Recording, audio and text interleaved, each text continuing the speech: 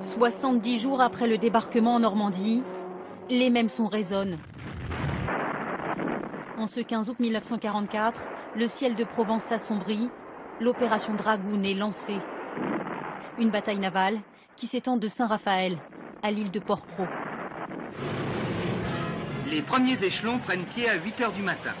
Dans la nuit, des commandos ont débarqué au Cap-Nègre, à la pointe de l'Esquillon et aux îles du Levant.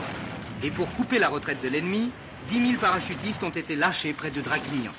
Sous commandement américain, les Français sont minoritaires lors des premières vagues d'assaut, mais ils vont très vite représenter l'essentiel des combattants.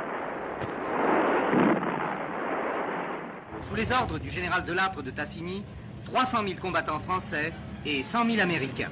L'armée d'Afrique est une telle troupe d'élite qu'en Italie, par exemple, lorsqu'ils sont sous le commandement du général Patch, celui-ci s'exclame en substance une telle troupe d'élite, on n'en reverra vraisemblablement pas sur un champ de bataille avant une centaine d'années.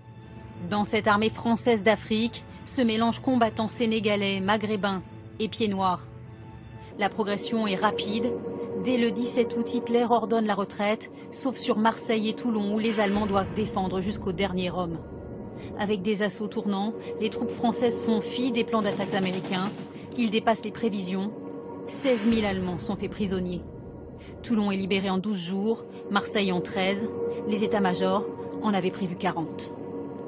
Conquérir simultanément Toulon et Marseille, ça n'était pas du tout prévu par les Américains. Pour eux, c'était inimaginable. Par des coups de génie, des coups d'éclat et des indisciplines du général Delattre, les combats sont très raccourcis. La population souffre moins que ne l'a souffert la population normande.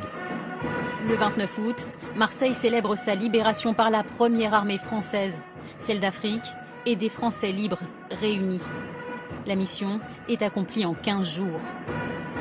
Le front de Provence et celui de Normandie vont se rencontrer le 11 septembre en Bourgogne, moins d'un mois après le début de l'opération.